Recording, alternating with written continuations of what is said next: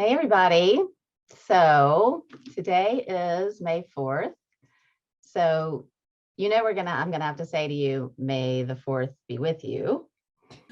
So we have some big Star Wars fans in my house. So yeah, Tara, I knew you'd get that. But that's not it. It's a great week this week because not only is it May 4th, but tomorrow's May 5th, which is Cinco de Mayo.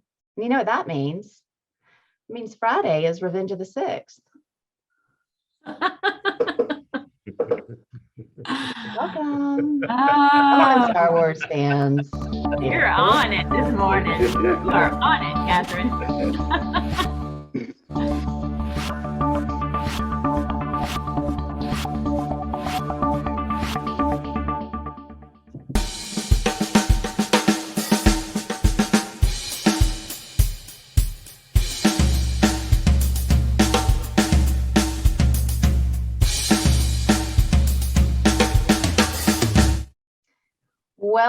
Welcome everybody.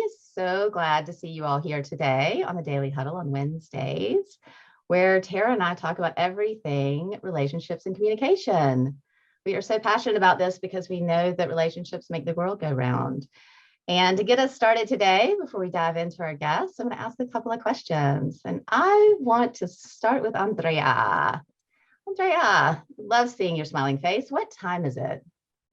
The time is now, Catherine, which is the only time that matters right now. Right. Thank you, Andrea. That's right. The only time that matters is now. And I'm going to go to my co-host next. Tara, where are you and what are you grateful for?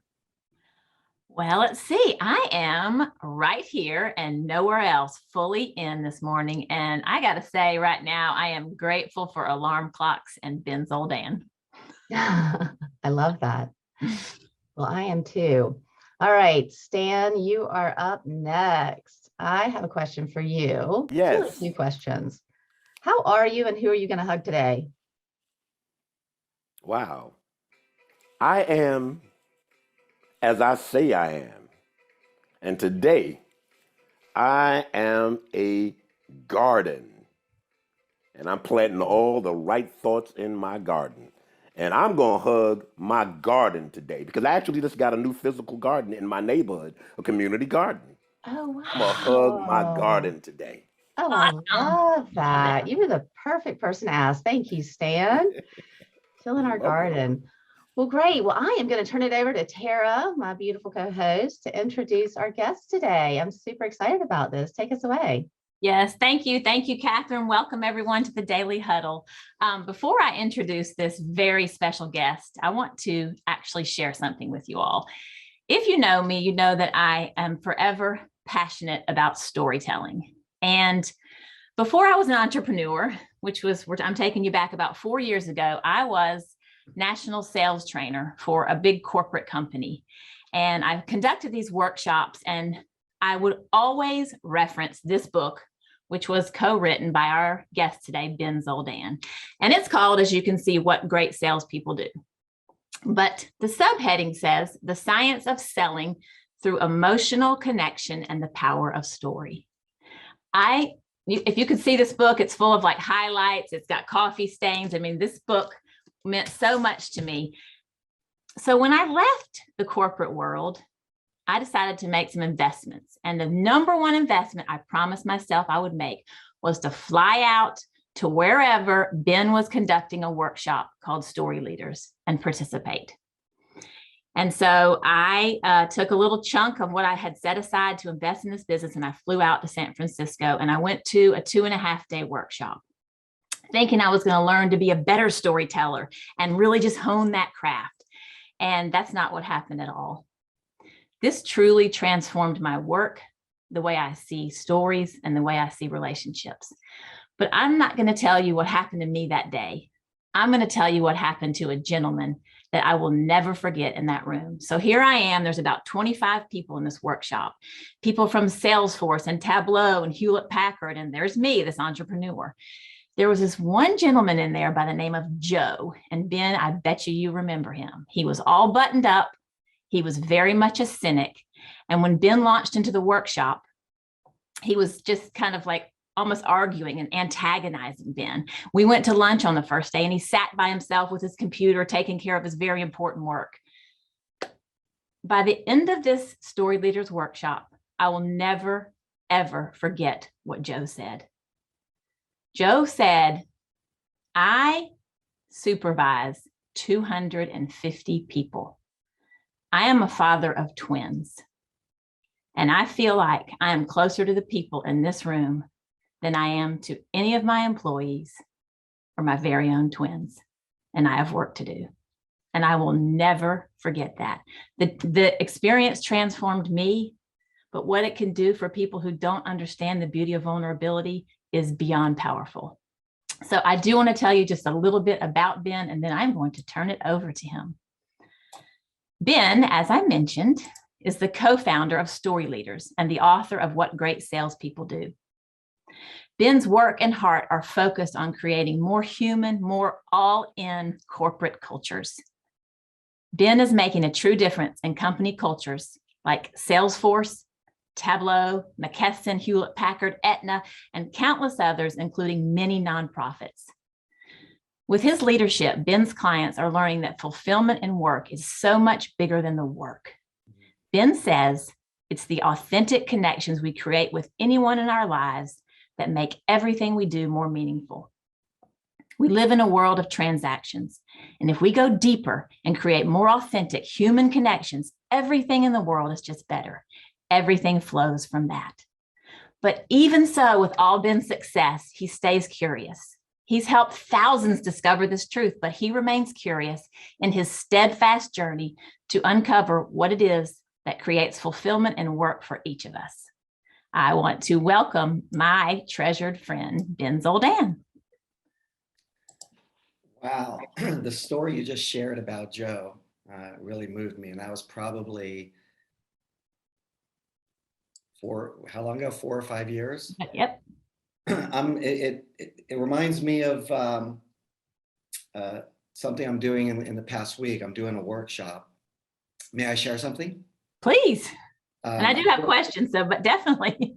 I'm doing a similar workshop with a company, a large software company, and the executive Bill brought me in. He and I got to know each other over the last, I don't know, 7, 8 years, and had worked together at a couple of different companies. He's a beautiful man. And he kicks off the workshop he did with me, with his team, by sharing a story of his own. And he shared how for the last 20 years, he's fostered kids, I think up to 20 kids. He's adopted a young teenager. And for the last 20 years, he's an advocate for kids who are going in and out of the foster system. And he was sharing what this work that we're doing together, this work that you talked about around storytelling. He said how storytelling has been such a big part of your life. And we're all trying to figure this thing out, but he shared what it meant to him. And he talked about this young, sound like a young teen. His name's Jacob, and he's been an advocate for this kid who's been in and out of dozens of foster homes already, okay? And he gets invited in to coach some of these kids. And he talked about how Jacob was struggling in school and getting into trouble, and the school calls him and says, you gotta, come in and intervene and help with Jacob. He's been lashing out, causing fights. And think about what you guys would do with Jacob. How would you help Jacob? And he talked about this one day where he went to school, to his, what I'm guessing is a middle school, pulled him aside and they started to talk. And he shared how he opened up with Jacob about the life, and his life and where he came from. Talked about how, he struggled as a teenager, never belonging, isolated. What it was like for him to come out of the closet as a gay teenager, how his family disowned him, how he was on his own, how he felt at times suicidal, and he's opening up to Jacob. Now he's sharing this story with me and his entire leadership team. And he said this kid Jacob just broke down as if his whole body just collapsed. He broke down and collapsed into his body and took out of his jacket a knife and just dropped this knife.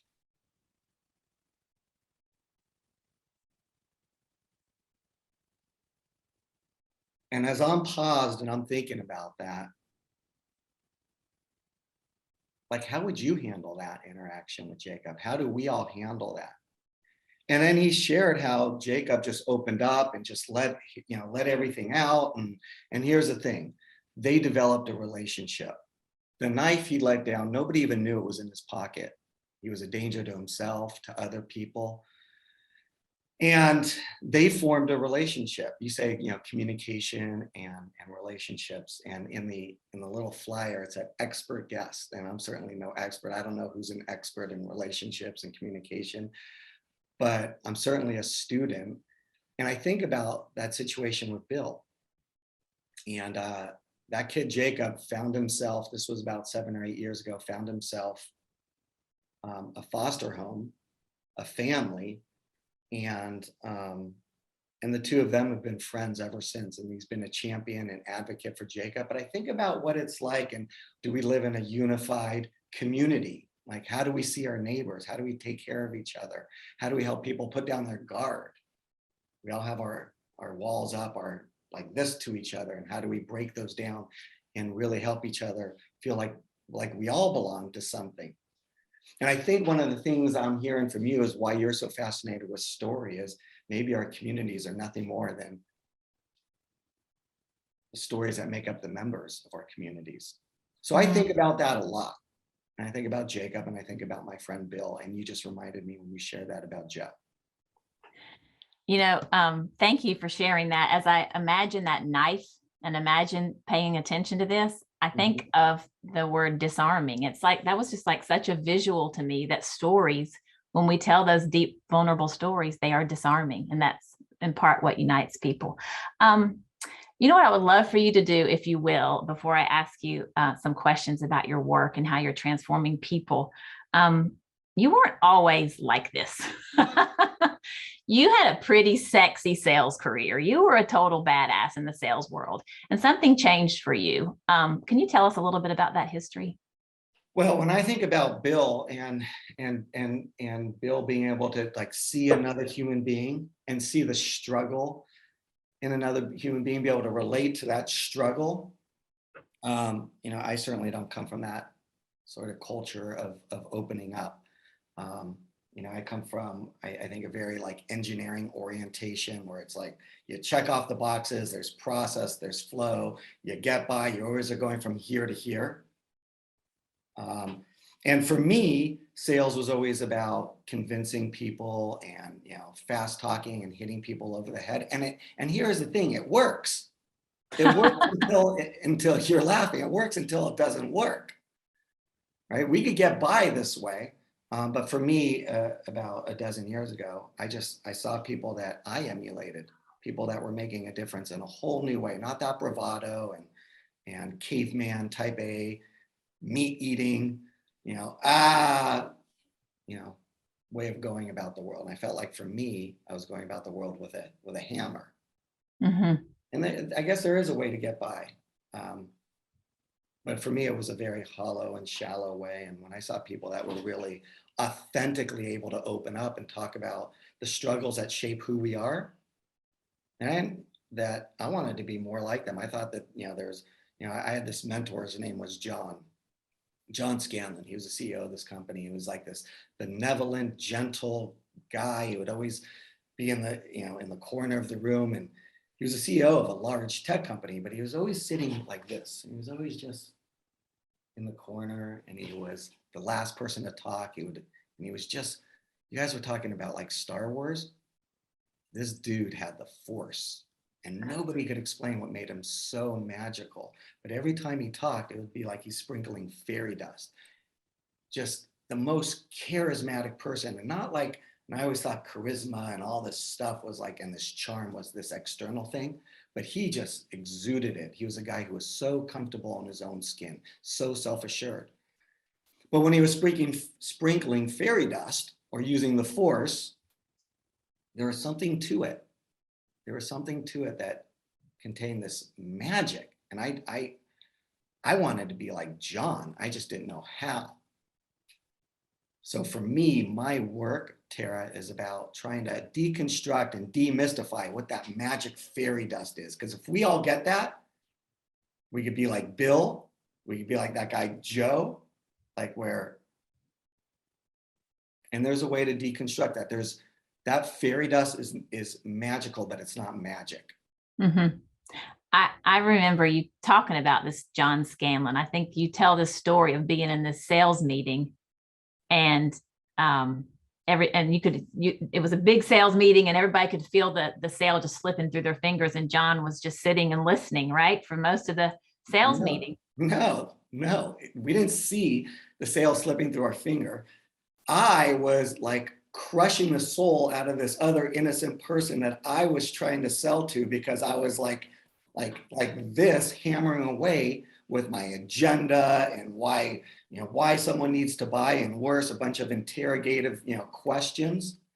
And John was sitting there, and he just kind of from the corner of the room launches in to an experience from his life that was had so much humility and vulnerability. And he started to share some mistakes he made in his past out of the blue. And as I was watching him like share in such a benevolent way, it was as if I watched him like take this tension in the room and just disarm it. Kind of like Bill did. He opened up and shared himself, as if he just opened up and shared his kimono. And that was like this to me. We don't do that. We don't share our mistakes, our vulnerabilities. Vulnerabilities are weakness. But what I watched was a person that went first. And he shared how in his career he had struggles and they had made mistakes and what he had learned from these mistakes. And I watched the CIO on the other side of the room, who was just combative with me because he was mirroring me.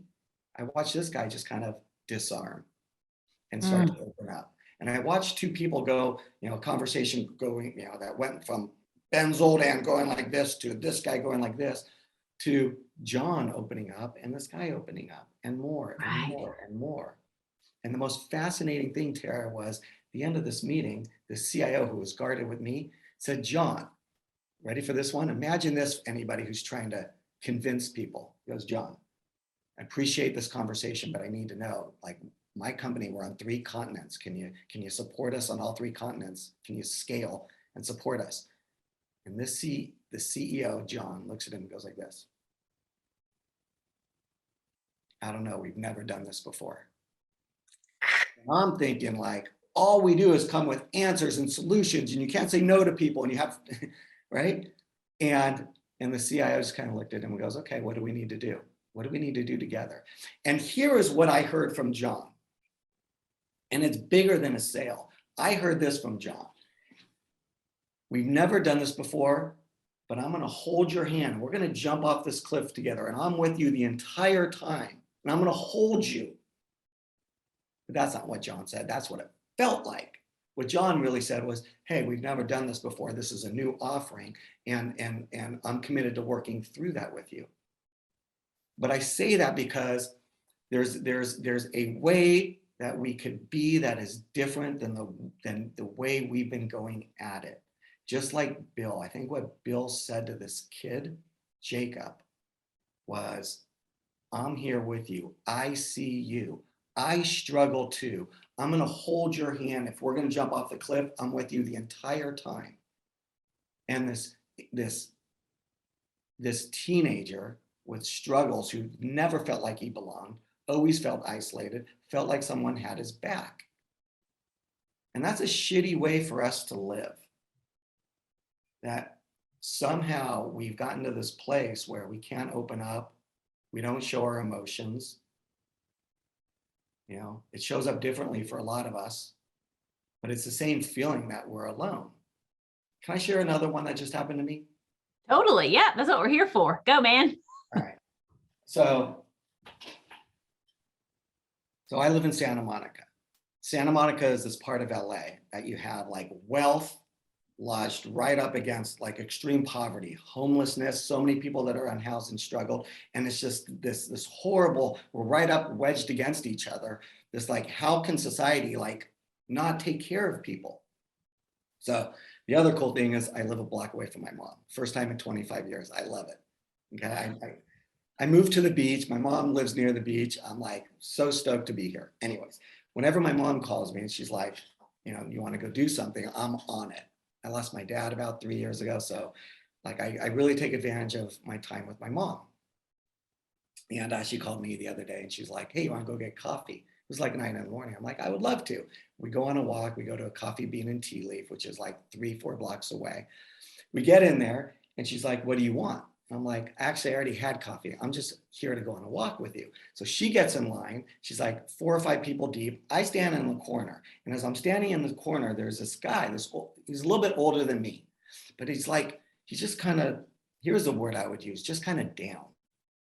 He's wearing a cap backwards and he's right next to me. I'm just kind of looking at him and his eyes are a little bit kind of glazed over. He's wearing a hat backwards and it says vet in the back of his cap.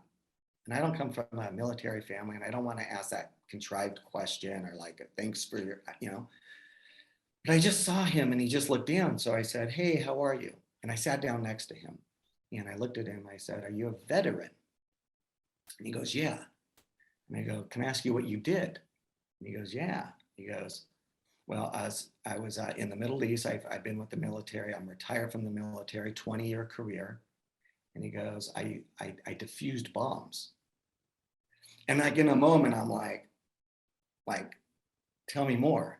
And I'm thinking like Hurt Locker and all the movies, like images of, right? And he starts telling me the most fascinating like career, you know, he was out diffusing bombs. Right. And as he's talking about it, I'm so all in with him. And I said, how'd you get into that line of work? And he goes, well, I have 3 degrees. I have a civil engineering degree. I have a psych degree. And it was a nuclear engineering too, I think. In other words, he was a rocket scientist. But when he says that, Tara, he literally pulls out his wallet and he opens up and he shows me his veterans card.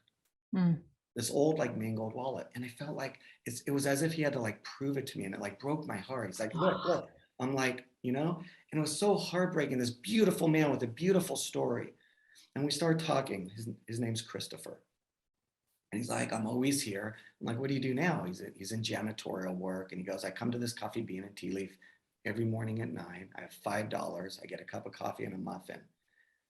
And like, we're having the most beautiful conversation. Finally, my mom, little Lois, rolls up because I forgot I was even there with my mom. She has her coffee. I'm like, Mom, this is Christopher. Christopher, this is my mom.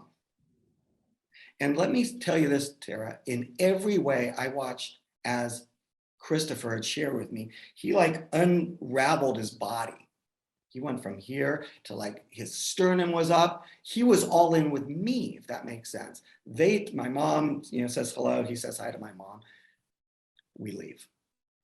I don't know if we were there for 8 minutes, 12 minutes, 15 minutes. I don't know. But we start walking out and all of a sudden I just tear up and I start crying. And my mom looks at me and she goes, why are you crying? I'm like, I'm pulling off one of these, she goes, what about Christopher made you sad? I stopped. I was like, I'm crying, but I was like, I don't feel sad right now. And I go, Mom, I don't think I'm sad. And then she stops and she looks at me with the wisdom of, I guess, a beautiful mother. And she goes, something about Christopher touched you. And I stopped. I got all those molecules in my body. You know those molecules where you feel something like alive? Do you know what I'm talking about? Yes, I do.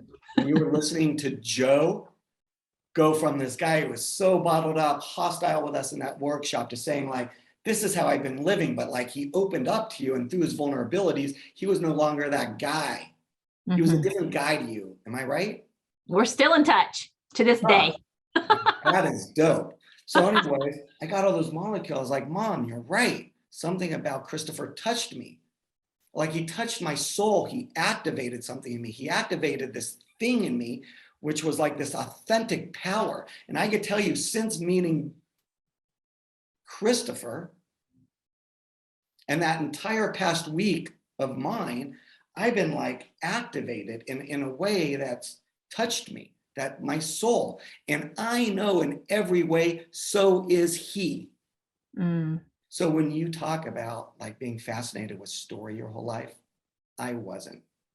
I got turned on to it by seeing people like John Scanlon, by seeing people who had this like, who knew something that I never knew, that our stories touch each other's souls and activate us with an authentic power that's so hard to describe. Whether it was Joe being awakened to living a new way of living, or John Scanlon knowing that opening up, taking off his mask and sharing was a different way to connect with people, or just being with strangers. Like, do we live in a unified culture? Do we look at our neighbors and get to know their stories? Whether we share ours or people share theirs with us, it activates our souls and gives us an authentic power that inspires us. That's what was coming up for me. Well, you know what? I was going to ask you like other questions and we're almost out of time. And this was way better than any question I could have asked you. But one of them lands with what I've always heard you say. You say, that's what comes up for me, which means you just stay always in this moment. You're so humble. You still see yourself as a student and a novice. And it is a beautiful thing to witness and to be a part of. I want to ask you to come back, but we have like 5 minutes left. I'm going to turn it over to Catherine because she always has some beautiful wisdom. And then we may have time for a question, but if not, then you're going to have to get up again at the crack acid dawn and come back. That's right. That's right. This has been great. Thank you so much, Ben. I can feel myself in my own body shift and change to hear you talk. And it makes me curious. The one question that keeps coming up is, how do you teach this to people? You're explaining these scenarios, but you walk into a room full of, I'm imagining in my mind, I'm just going to say it like white men, good old boy network, where people do not share their emotions and or it could be anyone like that. But how do you teach them to open up like this? That's a good question. I don't know if we have to teach it. I feel like, what I'm learning about this is maybe we have to unlearn some things. Like think about all the things, Catherine, that we, any of our careers, like there's this blend, whether we're a teacher, a salesperson, an engineer, it's like, a nurse, a doctor, it's this blend between art and science. The science being the process, the expertise, what we're supposed to do, how we're supposed to manage through all these things, the use of tools, right? The art is what? Maybe the humanities behind what we do, why we do what we do, our inter and intrapersonal relational skills, right? The humanities, right? Where's all the focus been in society? On the science. This is what we know. Like we shove this aside. Take my daughter's elementary school. My daughter's schools, they went to a public elementary school here in LA. And when the LA Unified School District had all their budget cuts, what gets cut? All the humanities and arts. And we're right. So what we're really good at is this. But with the doctor, how's our bedside manner? How are we looking at each other in the eyes?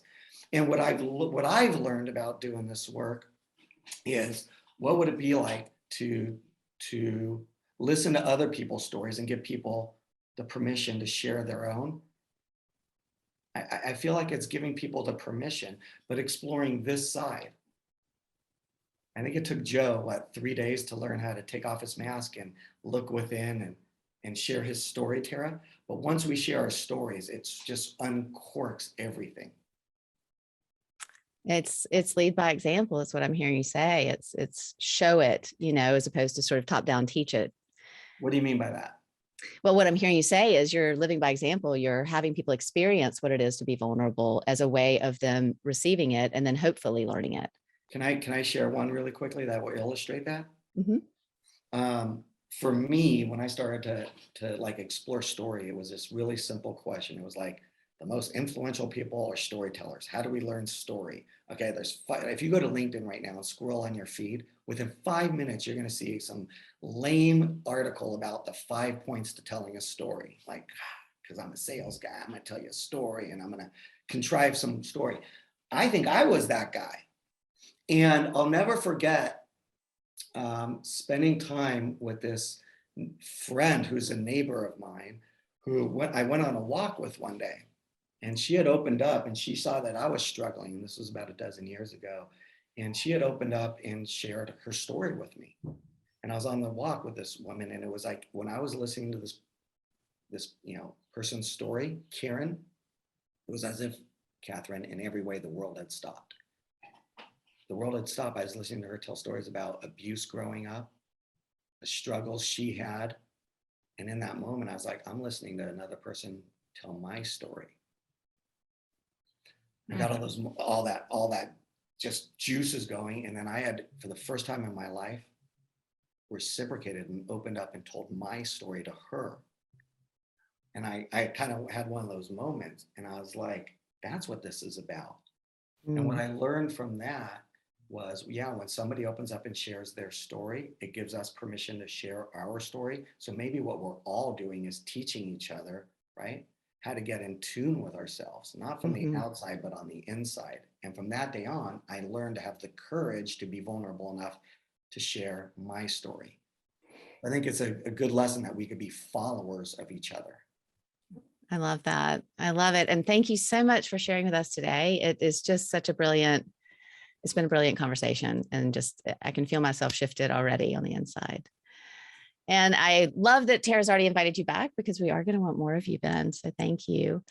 And we are going to go ahead and close out like we normally do with our 7 tenets. And, these are things that are ways to live by. And it's so interesting to notice, we say it every day, and I say it kind of rotely when I close out, but I'm noticing there's so much more part of me that when we give, which is one of them, then we receive. That's a lot of what Ben is saying, to share and love. So when you start from the place of love, what you can share and what you can feel in return is amazing. You get the molecules. I love the word, the molecules.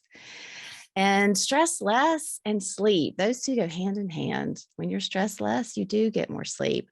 Wake up refreshed, and then you can make that plant-based breakfast. You can eat more plants. And it is so amazing to feel your body really fueled on plants, and to go out into the world and to be resourced and to be able to give more. And then, my favorite, well, first it's laugh out loud, which, thank you for laughing at my May the 4th joke, because I did say May the 4th be with you to my 9-year-old this morning. And the last one, I always have to invite my friend Sorrel. Move your body like you mean it. All right, y'all. Thank you so much for joining us today, Ben. Thank you for sharing your gifts with us. And we will see you all tomorrow on the Daily Huddle. Y'all stay on here if you want to. Thank you, Hang Ben. tight, Thank you, Ben. Ben. Thank you, everybody. Thank you. Thank you. Thank you. Bye, guys. See ya. Bye.